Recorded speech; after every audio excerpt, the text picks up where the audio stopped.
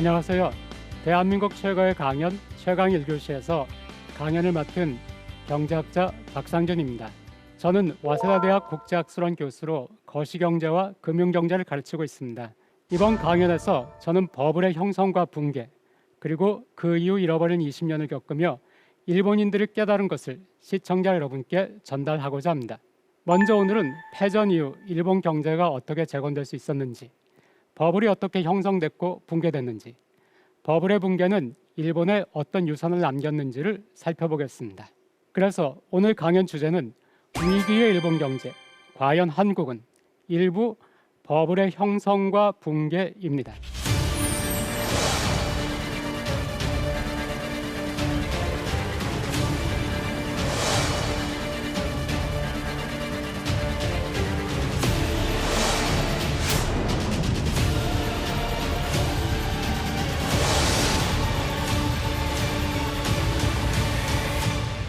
작년 2022년 한국에서 일본의 신문 기사와 책이 크게 화제가 됐었는데요. 왜 일본은 한국보다 가난해졌는가 하는 신문 기사, 또 일본이 선진국에서 탈락하는 날이라는 책이 한국에서 큰 화제가 되었습니다. 일본에서 나왔고 일본 경제학자들이 쓴 글인데 일본보다 한국에서 오히려 파장이 더 컸습니다. 그런데 이것이 한국에서 주목을 받은 이유는 일본이 이제 정말 망했구나, 선진국에서 탈락하는구나, 또 이제 한국이 더 잘 산다고?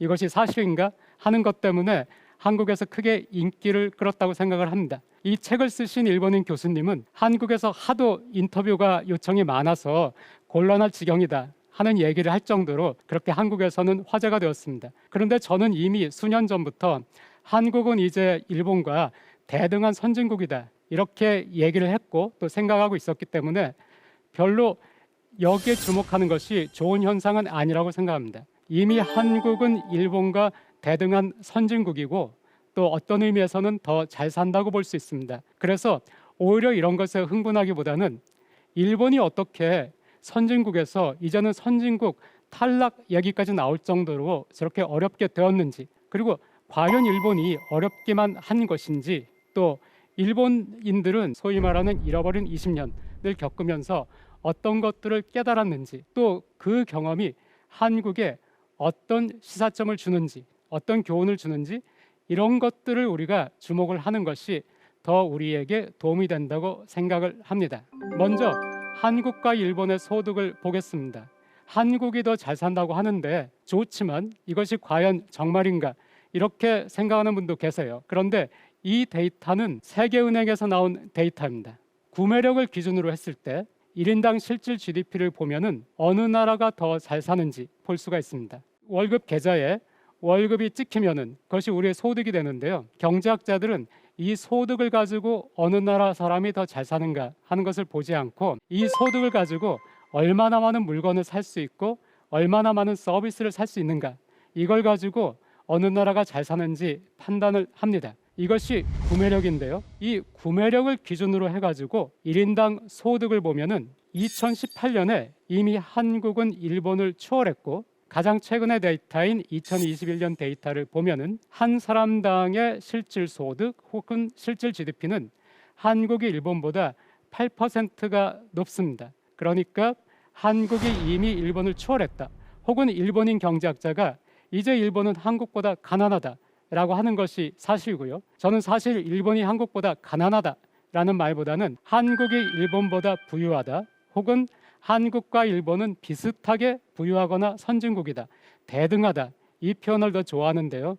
그것이 사실입니다. 더 이상 한국은 일본을, 소득면에서 일본을 추격하고 있는 나라가 아니고 이미 일본을 추월했습니다. 그런데 한국과 일본의 사회지표를 보면은 또 다른 모습을 볼 수 있습니다. 이 그래프는 인구 10만 명당의 자살자 수를 보여주는데요. 한국이 일본보다 더 잘 산다는데 오히려 한국이 자살률은 더 높습니다.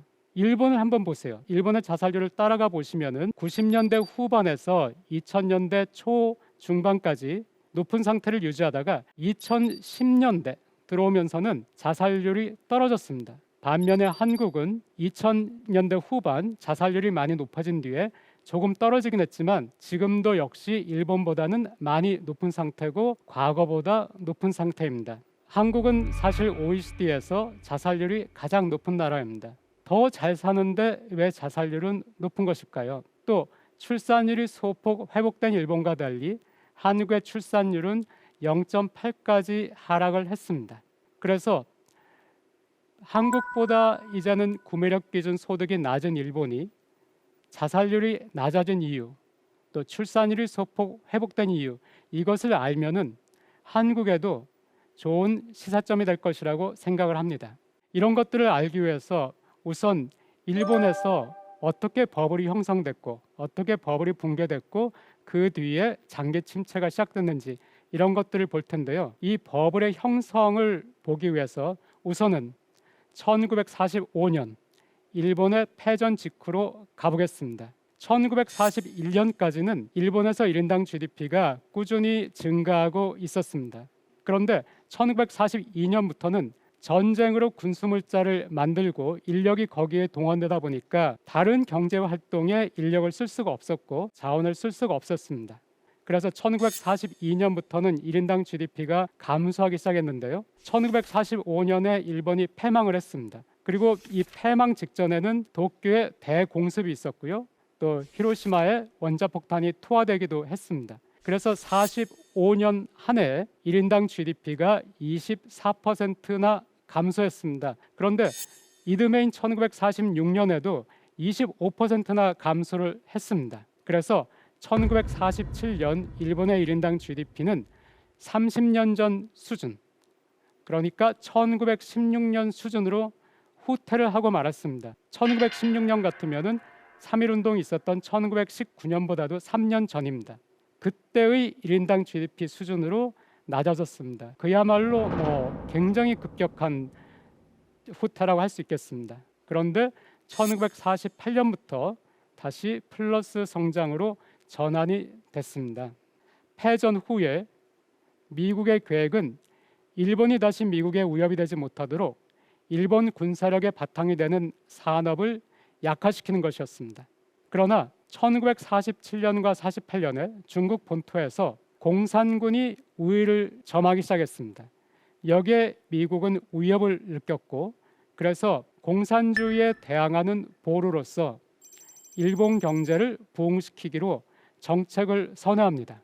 거기에다가 1950년에는 한국 전쟁이 있어서 소위 말하는 한국 전쟁 특수가 발생했습니다. 여기서 잠깐 경제 성장의 4대 요소를 보고 넘어가겠습니다. 왜냐하면 일본 경제를 이해하거나 일본 경제와 한국 경제를 비교할 때 이 4대 요소가 굉장히 중요합니다. 우선 경제는 뭔가를 만들어야 움직이는 것이고 이 만든 것이 팔려야 움직입니다.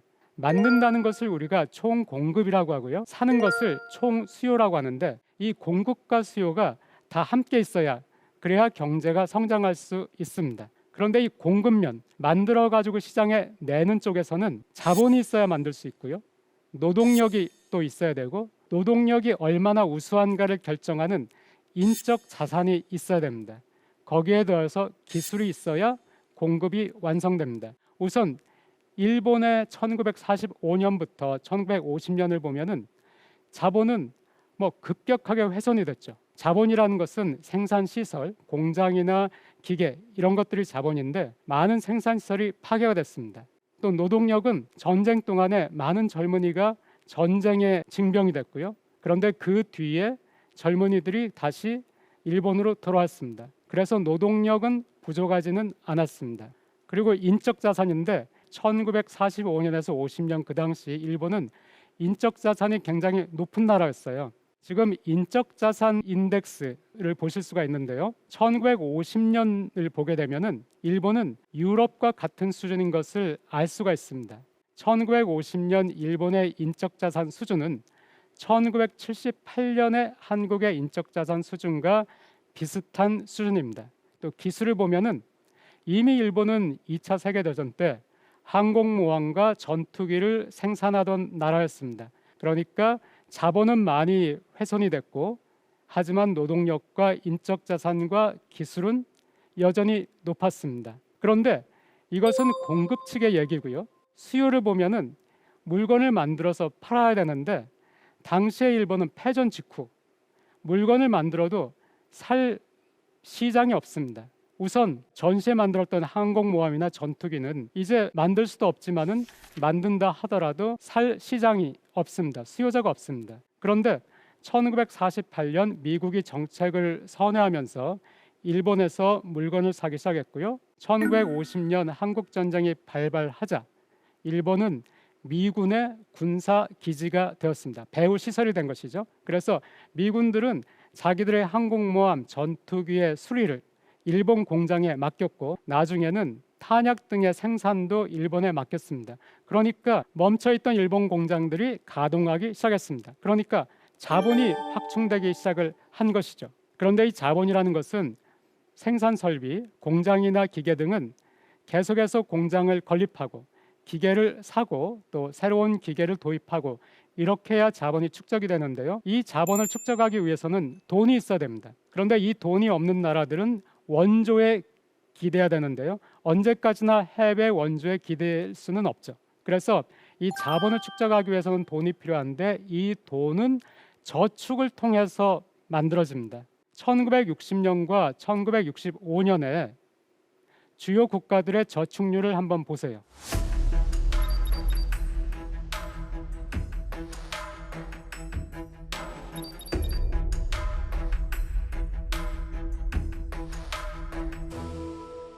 그런데 이렇게 저축을 하고 자본을 축적을 하고 또 기술을 개발을 하고 한다고 하더라도 아까 말씀드렸듯이 수요가 없으면 누군가 사지 않으면은 그러면은 아무 소용이 없는 것이죠. 팔 수가 없으면은 만드는 의미가 없습니다. 그런데 한국 전쟁이 있었고 한국 전쟁 특수라는 것이 발생을 했고요. 한국 전쟁이 끝난 이후에도 서독과 일본은 그 서구 사회, 미국과 서유럽을 중심으로 한 그 경제권에 편입이 되면서 거대한 시장을 가지게 됐습니다. 국내에서는 점점 소득이 늘어나고 GDP가 늘어나니까 국내 시장이 커졌고요. 해외에 팔 수가 있으니까 해외 시장도 커졌습니다. 그래서 시장이 생기고 수요가 생기니까 공급한 것들을 팔 수가 있고 이렇게 선순환이 되면서 경제가 활력을 띠기 시작했습니다. 특히 1950년대 초에 미국이 반독점 규제에 의해서 반도체 특허 기술을 공개를 했습니다. 그리고 일본의 기술자들이 굉장히 빨리 이 기술을 일본에 도입을 했습니다. 소니 같은 기업이 대표적인데요. 소니는 1945년에 설립이 됐거든요. 처음에는 전기밥솥을 만든다든가 하는 여러 가지 시도를 했는데 반도체 기술을 배우고 나서는 트랜지스터 라디오 생산에 집중을 했고 그 뒤에는 TV에 집중을 했습니다. 예를 들어서 소니는 휴대용 8인치 TV를 1960년에 만들었는데요. 그 이전까지는 TV는 좀 크죠. 집에서 보는 것이 TV인데 소니가 이거를 개념을 바꿨습니다. 들고 다니는 TV를 미국 시장에 선을 보였습니다. 8인치. 그 뒤에 62년에는 5인치. 이 8인치 TV와 5인치 TV가 미국에서 선풍적인 인기를 끌었습니다. 그러니까 일본 기업들이 미국 시장에 진출을 하고 또 미국에서 시장의 점유율을 확대하기 시작한 것입니다. 그래서 1960년대 후반부터는 어느새 수출 강국이 됐습니다. 무역 적자국에서 흑자국으로 변신을 했습니다. 그리고 그때는 브레튼 우드 시스템이라고 해가지고 고정 환율을 유지하던 시기였는데요. 1달러가 360엔이었습니다. 얼마나 쌌나요? 360엔. 최근에 120엔, 130엔 하던 그 달러당 환율이 엔화의 환율이 150엔까지 갔을 때 와 이거 일본엔 너무 싸다, 너무 싸진 거 아닌가 하는 얘기가 있었는데 달러당 360엔이면은 지금의 우리가 보기에는 굉장히 싸죠. 그런데 그 당시에도 어느 정도 저평가된 그런 환율이었습니다. 그래서 굉장히 좋은 기술로 만들었는데 그리고 세계 최초로 8인치, 5인치 그렇게 작게 만들었는데 값까지 싸니까 해외 시장에서 굉장한 인기를 더구나 그때 세계에서 가장 큰 시장이었던 미국에서 굉장한 인기를 얻었습니다. 그래서 점점 수출이 많아졌고 무역 적자국이었던 일본이 무역 흑자국이 되었습니다.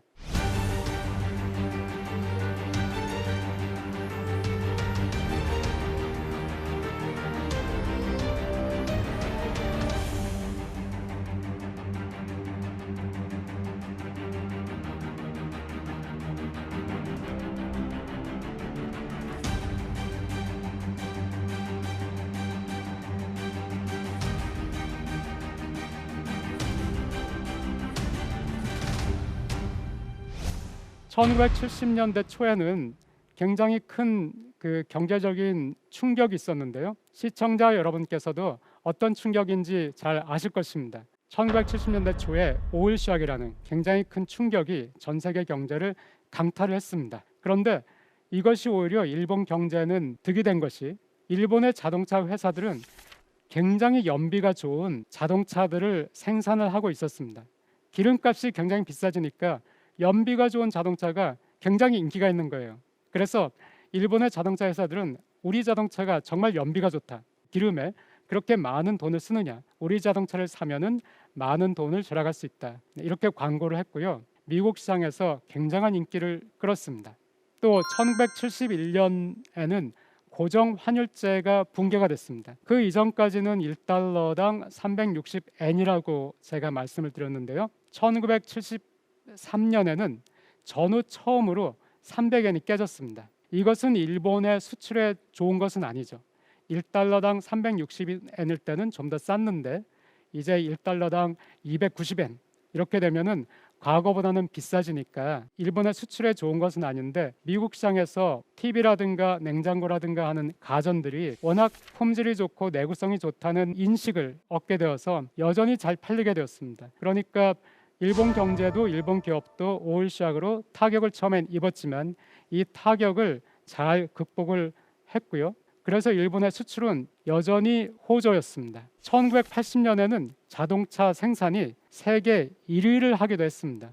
이것도 굉장히 놀라운 것이죠. 자동차라는 것이 처음엔 독일에서 발명이 됐지만은 나중에 그 패권이 미국으로 넘어갔죠. 우리가 잘 알고 있는 포드라든가 미국으로 넘어갔는데 1980년 이때도 패전 1945년 이후에 35년밖에 안 지났어요. 한 세대. 겨우 한 세대가 지났는데 1980년에 자동차 생산에서 세계 1위가 되었습니다. 그래서 그 즈음에 1979년에 하버드 대학의 에즈라 보겔이라는 교수가 Japan as number one 이라는 책을 냈는데요. 일본이 이제 세계 최고다 하는 뜻이죠. 그런데 그 부제가 재밌는데, 이 책의 부제가 Lessons for America. 그러니까 이 책의 그 의도는 일본이 이렇게 잘하고 있다, 이제 미국은 일본에서 배워야 된다. 일본에서 미국의 반도체 기술을 가져온 것이 1950년인데 불과 30년도 채 안 돼서 미국 저명 대학의 교수가 자, 이제는 미국이 일본에서 배워야 된다 할 정도로 일본의 위상이 높아졌습니다.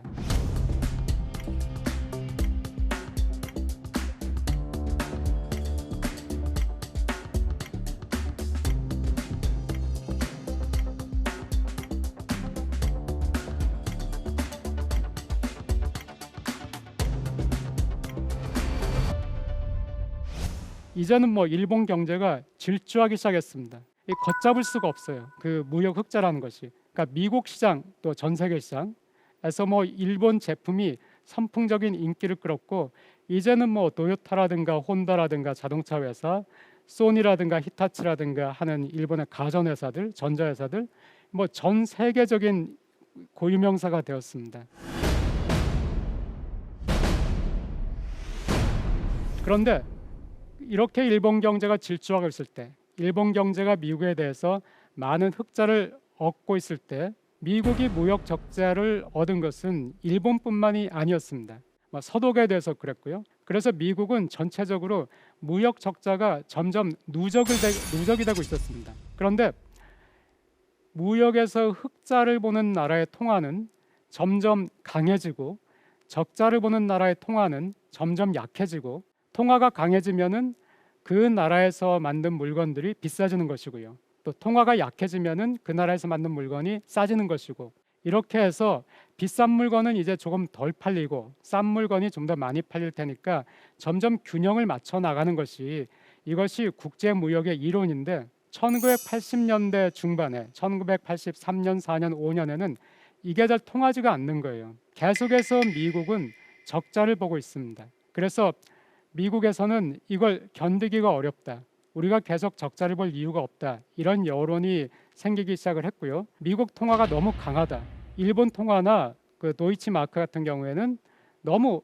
지금 싸다, 이것이 문제다, 이런 여론이 형성이 됐습니다. 또 미국 국내 경제가 괜찮으면 상관이 없는데 당시에는 미국이 실업률이 상승하고 있었고 경제가 상당히 불안했어요. 그러니까 이것이 미국 국내에서는 또 정치적인 압력이 되는 것이죠. 정치가들에게 미국인들이 뭘 좀 어떻게 해라. 왜 우리는 이렇게 실업이 높고 왜 우리나라에서 일본 자동차가 이렇게 많이 팔리고 일본 가전이 많이 팔리고 우리 노동자들의 공장은 문을 닫아야 하는가?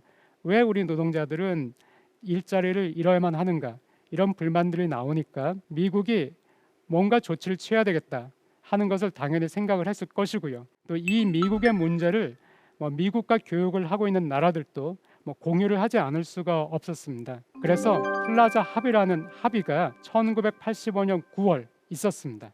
뉴욕 플라자 호텔에서 미국, 영국, 서독, 프랑스, 일본 5나라의 재무장관과 중앙은행 총재가 모였습니다. 그리고 이 자리에서 달러의 절하에 합의를 했습니다. 그러니까 지금 달러가 너무 비싸다.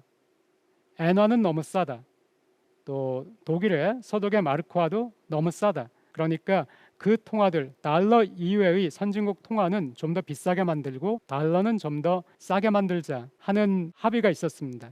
그래서 그 합의가 있고 나서 그 다음 주 월요일 날 외환 시장이 개장을 했을 때 달러가 4%나 떨어졌어요. 그리고 그때부터 달러는 이제 절하되기 시작합니다. 엔달러 환율은 1985년 9월에 플라자 합의가 있었던 그 달이죠. 그 달에는 평균이 237엔이었는데 불과 1년도 되지 않아서 86년 8월에는 154엔까지도 절상이 됩니다. 35% 절상이 된 것인데 지금과 한번 비교해 보세요. 우리가 엔화가 120엔, 130엔에서 150엔 정도 가도 엄청난 폭락이라고 생각을 합니다. 엔화 가치가 굉장히 떨어졌다.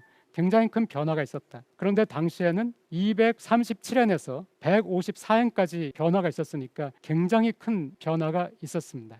그 앞에서 1970년대 초에는 환율은 절상, 그러니까 일본 엔화는 비싸졌는데 기름값이 많이 오르는 오일 쇼크가 있었다고 했죠. 연비가 좋은 자동차들을 만드니까 일본에 유리했고, 그런데 환율이 절상된 거, 엔화가 비싸진 것은 일본에 불리했다고 얘기를 했습니다. 그런데 1970년대에는 이걸 잘 넘어갔어요. 일본 경제, 일본 기업이. 그래서 여전히 수출이 호조였고요. 1970년대 초반에는 타격을 입긴 했습니다. 그런데 이것을 잘 견뎌냈습니다.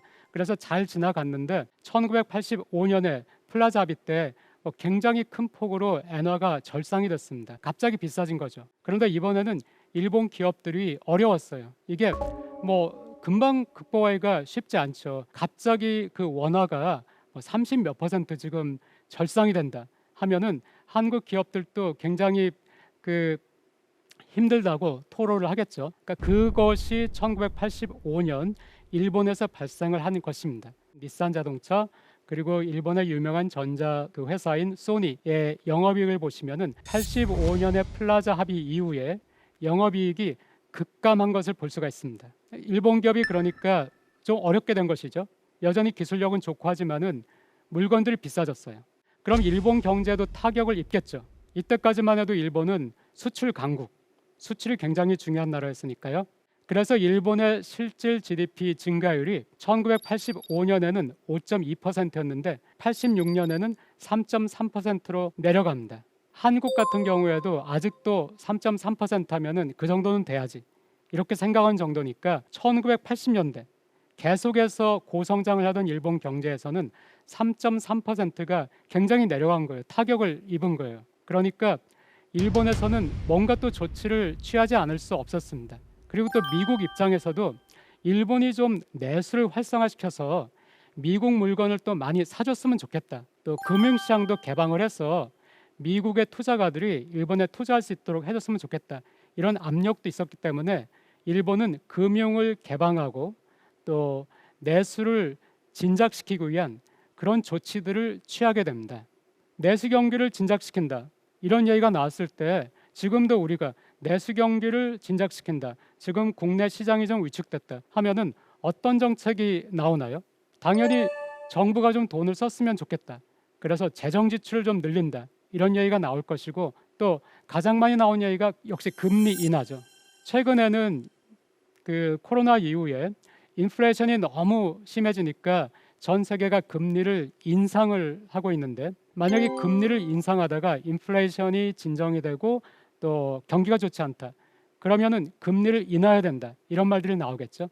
그러니까 1985년, 86년에 일본에서도 지금 일본 기업들이 어렵다, 그러니까 금리를 인하해서 일본 기업들의 이자 부담이라도 줄여줘야 된다, 이런 얘기들이면 당연히 나오게 됐고요. 그래서 일본의 중앙은행인 일본은행은 1985년 12월에는 정책금리가 8.2%나 됐어요. 과거에 금리가 굉장히 높던 그 시절의 얘기니까 정책금리가 8.2%였는데 1년 뒤 1986년의 12월 4.3%로 내려와 있습니다. 그리고 또 얼마 있지 않아서 1987년 5월에 가면은 정책금리가 3.3%까지 내려가 있어요. 그러니까 8.2%에서 3.3%까지 거의 5%포인트가 1년 반 만에 내려간 거거든요. 그러니까 이거는 굉장히 강력하게 이자 비용 그 부담을 줄이겠다, 국내 경기를 진작시키겠다, 국내 경기에 자극을 주겠다, 이런 얘기고요. 기업 입장에서는 굉장히 쉽게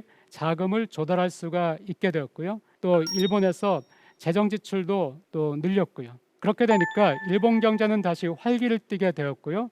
일본 기업의 실적도 개선이 되기 시작했습니다. 그리고 일본 기업들은 이때를 기점으로 해가지고 생산 기반을 미국이나 유럽으로 옮기기 시작했어요. 갑자기 엔화가 절상이 되니까 그런 일이 또 있을 수가 있죠. 환율로 인한 위험, 소위 말하는 환 리스크죠. 환 리스크를 피하기 위해서 공장을 해외로 이전한다든가 또 해외에서의 생산을 늘린다든가 그렇게 해외 진출을 하기 시작했습니다. 그리고 그것이 어느 정도 성공을 했고요. 그러니까 실적이 좋아졌습니다. 그러니까 일본 사람들이 보기에 기업도 이제 실적이 좋고 일본 경제별 문제가 없는 거예요. 이렇게까지 플라자 합의에 의해서 엔화가 비싸졌지만 일본 경제는 다시 강해졌습니다. 여전히 강한 모습을 보이고요. 은행에서 돈을 빌리기가 너무 쉬워졌어요. 그때는 굉장히 금리도 낮았지만은 도덕적 해이가 발생했다고 할 정도로 그 은행들이 대출 경쟁이 일어났기 때문에 굉장히 그 서류를 조작을 해서까지라도 그 대출을 해주려고 했었고, 또 그렇게 하면서 이제 부동산과 주식이 오르기 시작했습니다. 여기 그 일본의 주가 지수와 지가, 땅값이죠. 지가 지수 그래프가 있는데요. 1980년을 100으로 두면은 지가를 보세요. 일본 6대 도시의 상업지 지가인데 1980년에 비해서 1990년에는 6배가 됐습니다. 그러니까 10년 동안 6배가 된 것이죠. 이게 일본의 6대 도시의 상업지의 지가입니다. 이거를 도쿄의 상업지만으로 한정을 한다면은 6배보다 더 높겠죠. 그런데 이거를 또 도쿄에서 긴자 같은 소위 말하는 금싸라기 땅 여기만을 본다면은 6배보다 또 훨씬 높겠죠. 그러니까 굉장히 폭발적인 지가의 상승이 있었고요. 또 니케이 지수 그 주가를 본다 하더라도 같은 기간에 5배나 상승을 했습니다.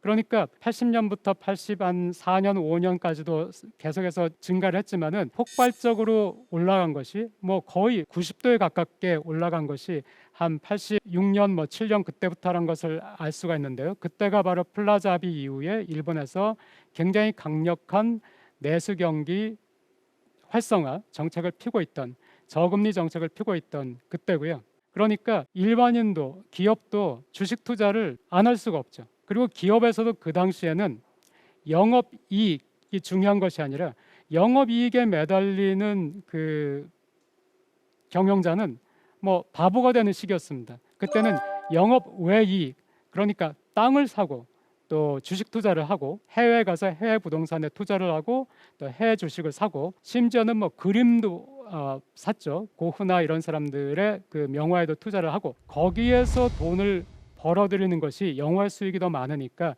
영업 외 수익을 잘 내는 경영자가 더 우수한 경영자가 되는 이런 굉장히 병적인 기현상이 발생을 했습니다. 그런데 어느 버블이나 마찬가지예요. 2000년대 초반 미국의 버블을 생각해 보세요. 소위 말하는 서프라임 몰기지 크라이시스로 인해서 버블이 깨졌는데 버블 깨지기 전에 2000년부터 2006년까지 미국을 본다면은 미국도 주택가가 막 오르고 또 덩달아서 주가도 오르면서 계속 사람들이 버블에 대한 걱정을 합니다. 이건 뭔가 잘못됐다. 중앙은행이 이런 생각을 하게 되죠. 미국의 FRB 같은 경우에도 금리를 조금씩 올리죠. 지금 이것이 버블은 아닐까, 버블이다 하는 생각이 있으니까. 그런데 1980년대 후반에 버블계 일본으로 돌아가면 그때는 일본의 버블이 전후 선진국이 겪은 버블 중에 최초의 버블이었으니까 그때는 버블 뭐 이런 얘기까지는 나오지 않았지만 이것이 뭔가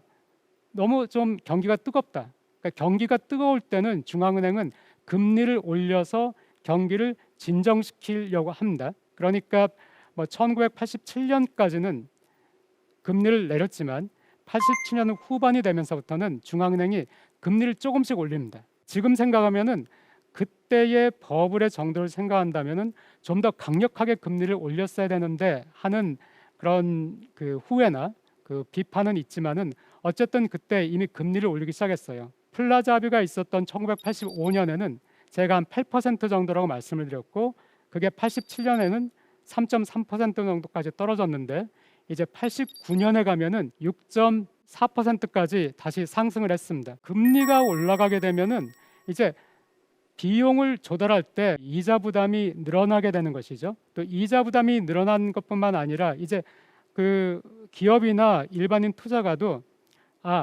중앙은행의 정책이 바뀌고 있구나.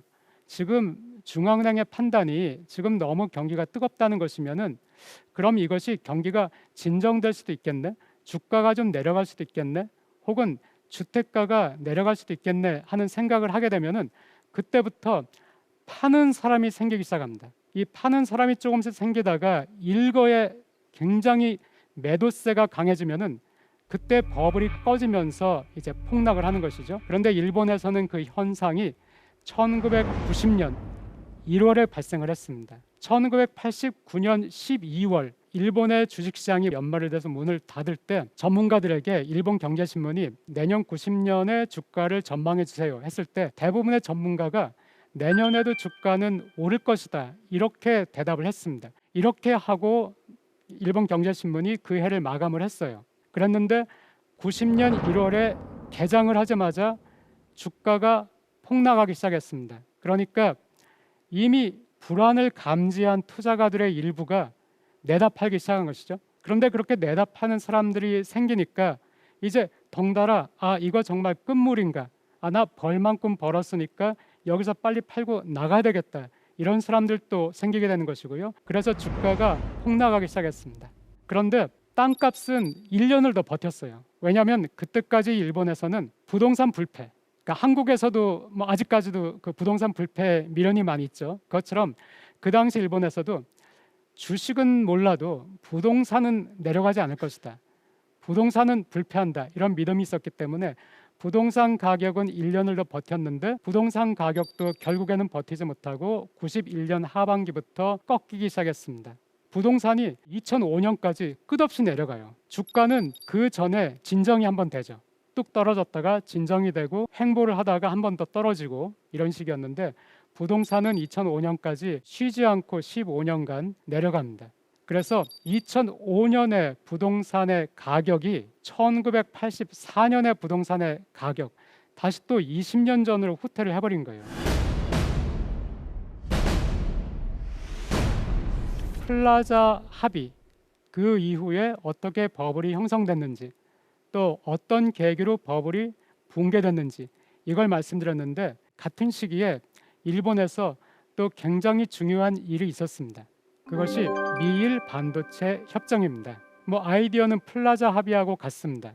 원래 반도체라는 그 특허를 가지고 있던 것은 미국이었습니다. 그런데 아까 말씀드렸지만 1950년 초에 미국에서 그 특허 기술을 공개를 했거든요. 그거를 일본이 가져와서 일본 회사들이 뭐 열심히 만들고 반도체 분야에서 성장을 한 것이죠. 그래서 1980년대 중반에 가면은 전 세계 반도체 시장의 50%를 일본 기업이 점유를 하게 됩니다. 그러니까 미국 입장에서는 당연히 억울하죠. 자기네 기술이었고 자기네 그걸 공개했는데 그걸 가져간 일본에서 이제는 뭐 미국보다 더 많이 생산하고 더 많이 판매하고 미국의 반도체 회사들이 일본 반도체 회사의 위세에 눌려가지고 뭐 길을 펴지 못할 정도니까 미국에서는 뭐 당연히 불만이 나오고요. 그러면은 플라자 합의의 아이디어도 마찬가지죠. 뭐 일본에 대해서 무역 적자가 너무 심하다. 이것을 좀 시정을 해야 된다. 우리가 일본의 물건을 사주는 입장이니까 우리가 큰 소리 칠 수 있다. 이런 것이고요. 반도체도 마찬가지입니다. 우리가 일본 반도체를 사고 있으니까 너무 지금 무역 적자가 심하다. 반도체 분야에서. 그러니까 뭔가 일본에 시정을 요구하겠다 해가지고 일본에 요구를 하죠. 미일 반도체 협정이란 것을. 일본 입장에서는 달갑지 않은 것이죠. 하지만 일본도 이 협정 제안을 무시할 수 없는 것이 미국은 너무나 그 큰 시장이고 당시 또 미국에서 보복 관세라든가 그런 걸 통해서 그 일종의 협박을 한 것이죠. 또 일본 같은 경우에는 방위를 미국에 맡고 있습니다. 방위를 미국에 맡기고 일본은 경제에 올인하는 그런 그 시스템이니까 미국의 그 요구나 주장을 뭐 함부로 무시할 수는 없습니다. 그리고 그 당시 일본의 기업이나 정부는 일본이란 나라는 굉장히 자신감이 있었어요. 이때가 1980년대 중반, 1986년이죠. 이제 막 버블이 시작된 그 시점이죠. Japan as number one이란 책이 79년에 나왔으니까 그 뒤로부터 뭐 7년이 지난 그 시점, 굉장히 일본인들이 자신감이 넘치던 그 시점에 미국에서 반도체 협정을 하자 하니까 일본은 한편에서는 울며 겨자 먹기로, 다른 한편에서는 자신감이 있었기 때문에 이 협정을 맺습니다. 이 협정의 내용이 어떤 것이냐면은 일본 정부는 일본의 반도체 수출을 규제하게 됩니다. 그러니까 양도 어느 이상을 넘지 않도록 규제를 하고요. 특히 가격입니다. 반도체 가격이 어느 이상으로 내려가지 않도록, 소위 말하는 공정 가격이라고 해서 이 공정 가격을 지키도록 일본 기업들을 지도를 합니다. 이 공정 가격을 지키지 않고 반도체 가격을 더 싸게 해서 수출한다.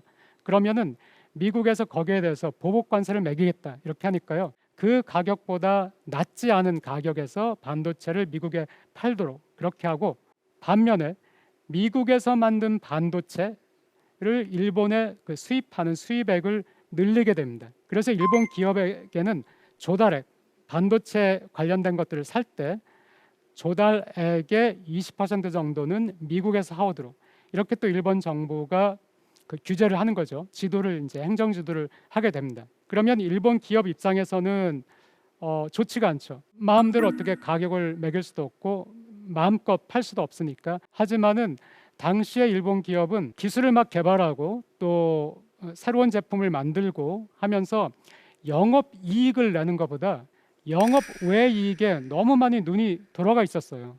이게 굉장히 우리 회사에 위험할 수 있다 이 생각을 하지 못하고 지금 가격은 높은 가격에서 형성이 됐습니다. 그리고 같은 정도의 물건은 계속 팔 수가 있어요. 그러니까 영업 이익은 보장이 되는 거예요. 그러니까 큰 손해가 난다고 그때는 생각을 못하고 그냥 이게 흘러갔습니다. 흘러갔는데 이 미일 반도체 협정이 96년까지 존속을 했거든요.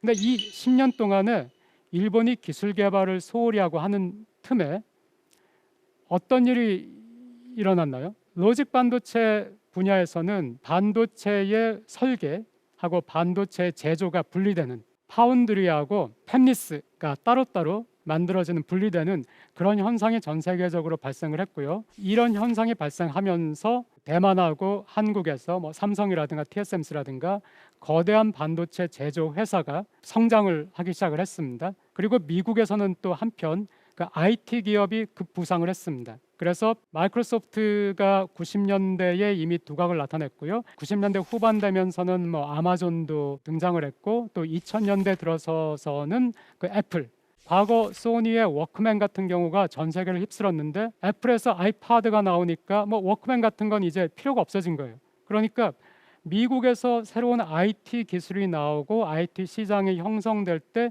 일본은 그것도 못했고요. 어느 정도냐면은 한국에서는 카카오톡을 가장 많이 쓰시죠. 근데 일본에서는 라인 가장 많이 쓴다는 거 알고 계시죠? 라인이 한국 회사가 개발한 것이다. 지금은 일본과 그 합작이지만요. 원래 한국 회사다 하는 것도 알고 계시고요. 그러니까 일본인들이 한국에서 개발한 라인을 주요 메신저로 사용을 할 만큼 일본에서는 그런 것들에 대한 투자도 없었고 발전도 없었습니다. 그렇게 해가지고 버블기와 또 버블에 붕괴된 직후에 그 10년이 흘러가 버린 거예요. 자, 이렇게 버블이 붕괴되고 나서 버블이 있을 때 일본의 개인뿐만 아니라 기업도 부동산과 주식에, 특히 부동산에 굉장히 많이 투자를 했습니다. 여기저기 샀습니다. 뭐 미국까지 진출해서 샀으니까요. 자, 그러면은 이제 부동산 가격이 뚝뚝뚝 떨어졌거든요. 아까 보시면은 6배까지 올랐다가 그 6배가 그대로 반환을 했습니다. 그러면은 계속해서 오르고 있을 때 부동산에 계속 투자한 회사들은 자기의 재무제표에서 자산란에서 부동산의 가치는 떨어지는데 이 부동산을 사기 위해서 금리가 싸니까 계속해서 돈을 빌려서 그 부채를 늘려가지고 부동산을 샀는데 갚아야 되는 부채는 가만히 있습니다. 그런데 자산인 부동산은 값이 뚝 떨어졌어요. 부채는 가만히 있는데 자산은 뚝 떨어지니까 자본이 잠식될 그런 위험에 빠지는 그런 기업들 많이 생기게 되는 것이죠. 그러니까 기업들이 도산할 수도 있다 하는 그 위협을 느끼게 됐고요. 실제로 나중에 보겠지만은 계속 일본이 도산 위험에 빠진 그 기업들조차도 소위 말하는 좀비 기업이죠. 좀비 기업조차도 계속 대출을 연장해주면서 수명을 연장을 했는데 결국에는 버티지 못하고 90년대 후반에 부실 채권이 쌓이면서 금융기관이 무너지고 또 기업도 많이 도산을 하게 됩니다.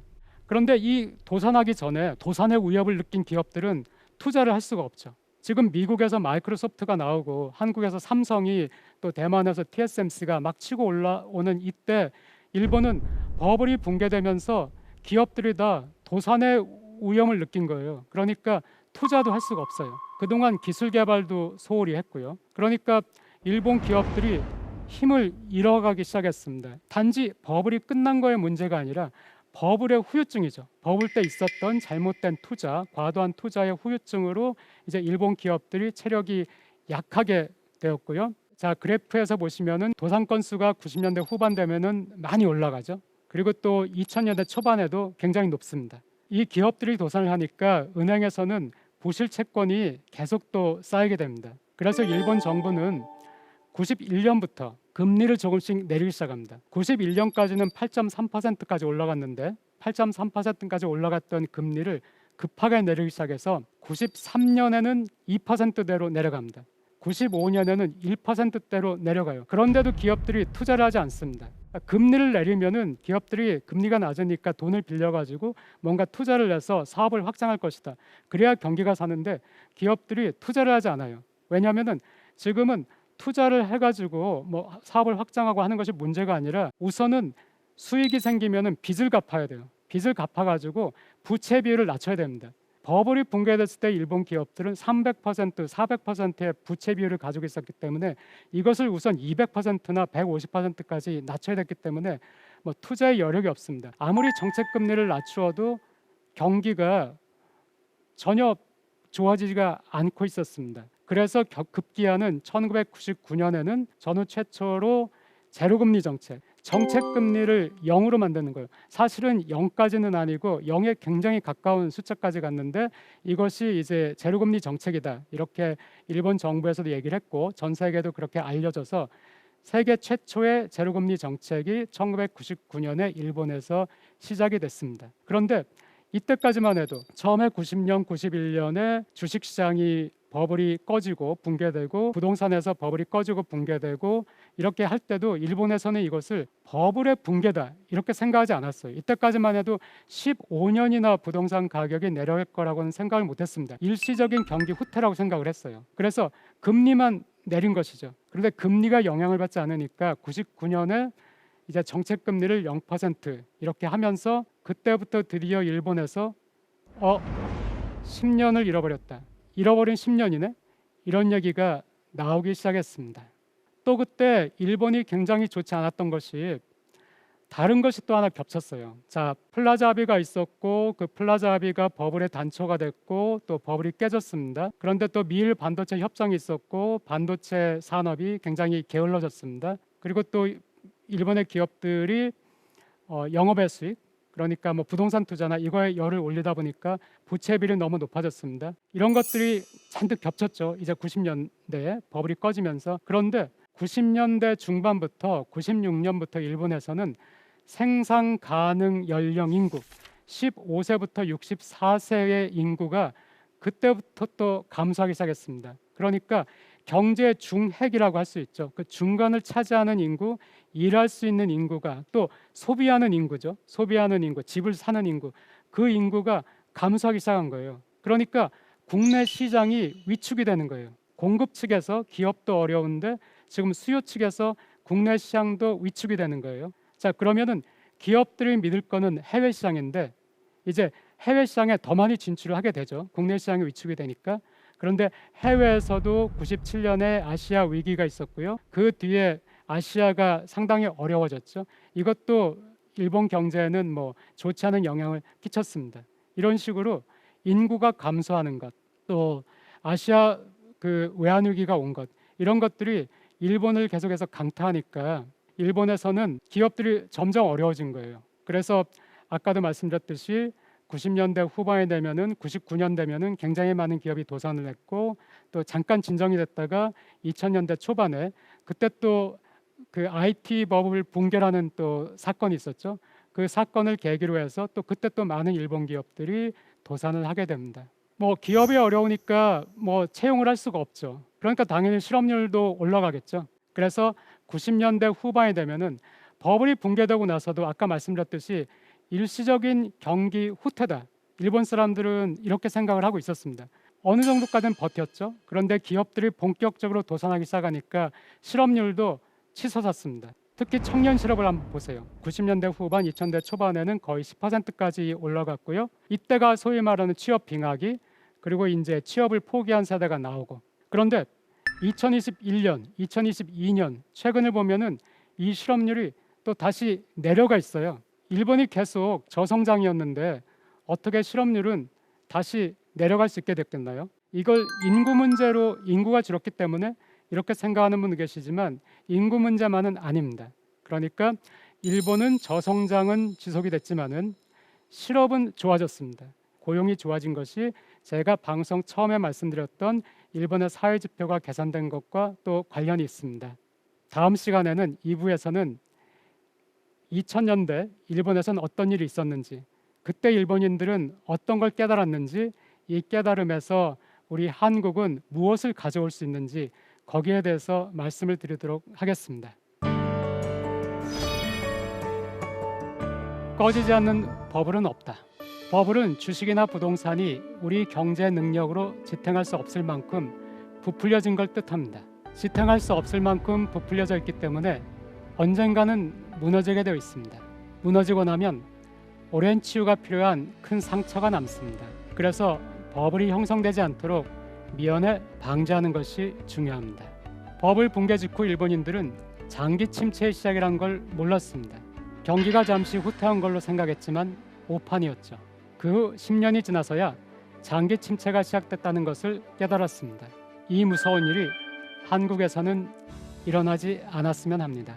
지금까지 대한민국 최고의 강연 최강 1교시 박상준이었습니다. 감사합니다.